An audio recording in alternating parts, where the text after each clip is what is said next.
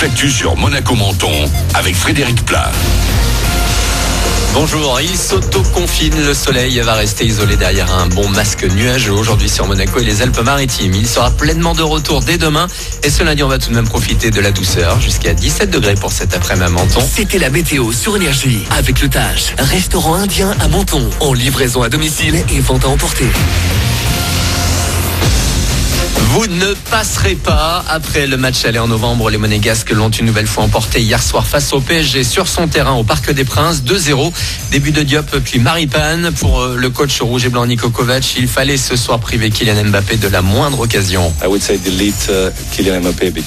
devions effacer Kylian Mbappé parce que c'est un grand attaquant.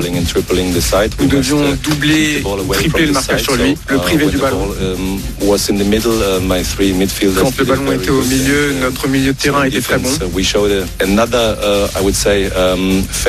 En défense, on a montré une autre face de l'AS Monaco. Parce qu'on n'a pas concédé beaucoup d'occasions. Ce soir, c'était magnifique. C'est ce dont on a besoin. Donc, on a réussi à battre le PSG pour une seconde fois. On est très heureux et maintenant, on va rentrer à la maison et se reposer. Propos recueillis par nos confrères du Canal Football Club. Et ce matin, l'AS Monaco reste 4e de Ligue 1 à seulement 2 points du 3e, le PSG. L'OL est dauphin du LOSC qui s'est imposé 4-1 à Lorient. Pendant ce temps, autour de Monaco et donc dans les Alpes-Maritimes, l'idée d'un reconfinement local le week-end ou d'un renforcement du couvre-feu n'est toujours pas tranchée. On attend la décision du gouvernement dans les prochaines heures. Pour le maire de Menton, opposé à un confinement, le mieux serait déjà de faire respecter les mesures existantes. Jean-Claude Guibal préférait des actions selon les clusters, quelque chose de plus pointu selon les territoires concernés. À Nice notamment, le nombre de contaminations explose. Près de la moitié sont liés au variant anglais de la Covid.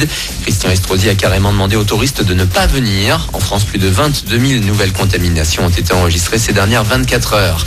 Cracher dans un tube, c'est quand même plus simple et moins désagréable que le grand coton-tige dans le nez. Les tests salivaires débarquent à l'école ce lundi à l'occasion de la rentrée des élèves de la zone A.